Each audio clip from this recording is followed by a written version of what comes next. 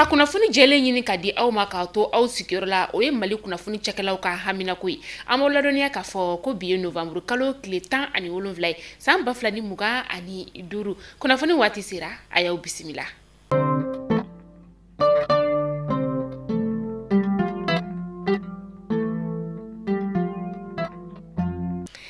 Kunnafoni daminɛla bi kabi novembre kalo tile 15 an ka fintigilakaw kɔni kelen do ka wuli ni ka u jɔ fɛn min ye Sikaso mara ale ye dugu min bɛ yen ni ale bɛ wele ko Doniena ka taa se Dadumabugu o ma Tabakɔrɔ ale ni Kuruwa an ka fintigilakaw kɔni kelen do ka wulili ni ka o jɔ Luluni dugu kɔni o kɔnɔna la ka sababu kɛ Banbaganciwale tigilamaw kɔni kelen do ka maaw ni siri ni ka o da u kunna hali n'o y'a sɔrɔ bɔlɔlɔ sira kanna la u kelen do ka jajugu kɔni ni ka o bila ka yira k'a fɔ k'u kelen do ka Luluni dugu ni ka o kɔni minɛ k'a yira bɛɛ lajɛlen na k'a fɔ ko kuma in kɔni tɛ tiɲɛ kuma ye u b'a to n'an ka fintigilakaw kɔni tɛmɛna kuma min na u bɛna ni ka u ka jajugu kɔni ni ka olu ta k'u carin bɔlɔlɔsiraw olu kanna la an ka fintigilakaw bɛ baara la sanga a n'a ka wagati ka se ka dankari Banbaganciwale tigilamaw olu la.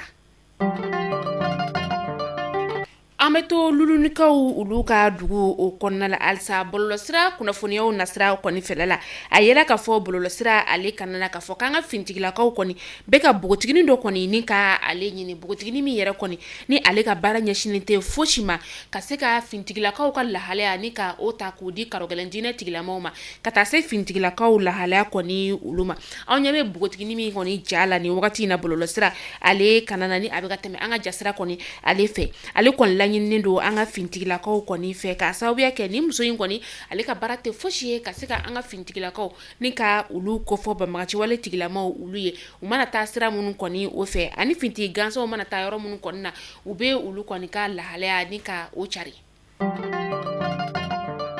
Bolomafɛnbolilaw ka sendikaw ka ɲɛma ka taga se an ka jamana marabaw kɔni bolonɔbila sɛbɛn ni ka o kɛ dɔgɔkun laban in kɔnɔna bolonɔbila sɛbɛn min yɛrɛ kɔni bɛ tali kɛ fɛn min ye bolomafɛnbolilaw minnu bɛ taa taji ta bolomafɛnbolilaw ka taa se u ka parantiw ma minnu kɔni joginna bolomafɛnboli kɔni ale senfɛ karɔgɛlɛndiinɛ tigilamaw ka binganiwale kɔni sira o fɛ ka taa se minnu ye chauffeur ye ale n'u ka parantiw kɔni olu minnu kɔni tanyana an ka jamana kɔni bɛ na i jɔ ni olu ka denbayaw ye ka tila tuguni ka u don INPS la ani ka u don AMO kɔni o fɛnɛ na fɛn min ye bolomafɛnbolilaw ka sendikaw ka ɲɛmaa ye ni o ye Isaka Jagite ale kɔni y'a yira k'a fɔ nin baara in kɔni bolonɔbila sɛbɛn kɔni kɛra la lakodɔnni kɔni o kɛra an ka jamana marabaw olu kɔni fɛ nin kɛra nisɔndiyaba ye bolomafɛnbolilaw olu kɔni fɛ k'a sababuya kɛ u kɔni bɛna jɔyɔrɔ ni ka o sɔrɔ.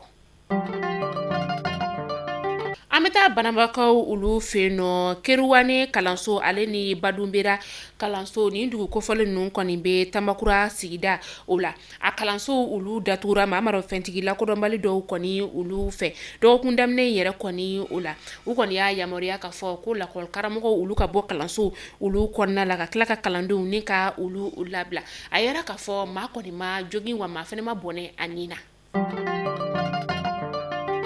An bɛ taa Mɛnakakaw olu fɛ yen nɔ Fatumata Amadu ni ale si bɛ t'i jɔ san 18 na lakɔlidenw do cɛmancɛ kalanso o la a bɛ kilasi 10 yɛrɛ kɔni o la ale su de kɔni o yera fɛn min ye novembre kalo tile 14 san 2025 ka kalanso yɛrɛ kɔni o kɔnɔna la a yera k'a fɔ ko nin bogotiginin yɛrɛ kɔni ɲamaya de taara ka ale sɛgɛrɛ ka sɔrɔ ka tila ka a bɔnɛ a nin na fintigilakaw olu ye sɛgɛsɛgɛli kɔni baaraw ni ka olu dayɛlɛ walasa ka se ka yelen sigi ni waleya jugu in ale kɔni kan an b'aw ladɔnniya k'a fɔ ko Fatumata Amadu yɛrɛ kɔni ale kɔni bangena san 2007 san o de la.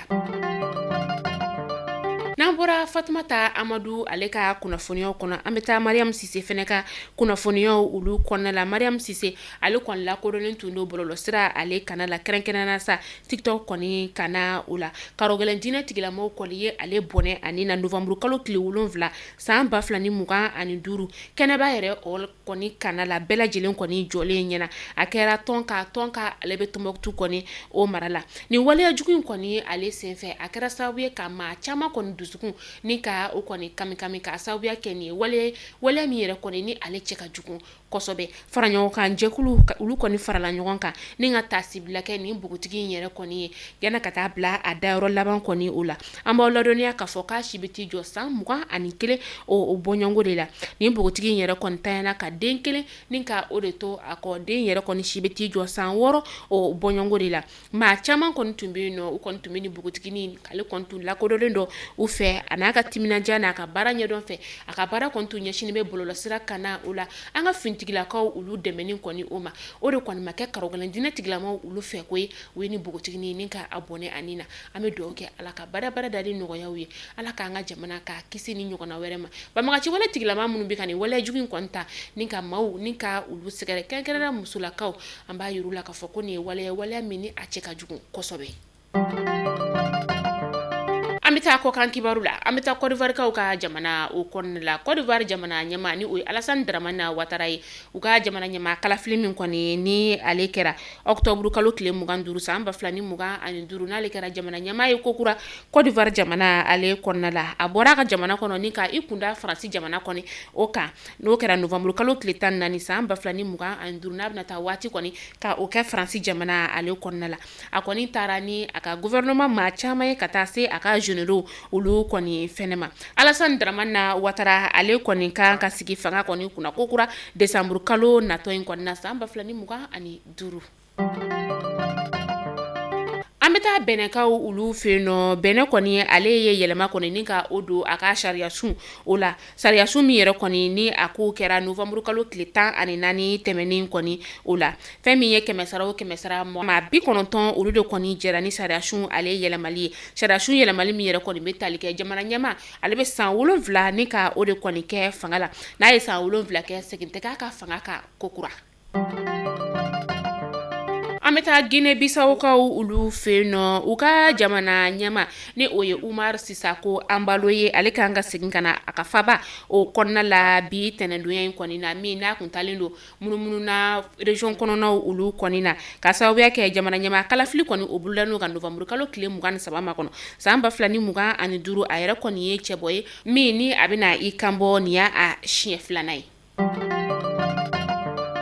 Mali kunnafoni jabarani lajɛbaw ne bɛ dansigi an ka bi kunnafoniyaw la n'ala man ka jɔnya jana aw ni an bɛ ɲɔgɔn sɔrɔ don n'a nataw la kunnafoni kuraw olu kɛnɛ kan jamana in halisa ala ka basigi ala ko o la n'a kɔnɔ ala ka jamanadenw bɛɛ kan kelen ma.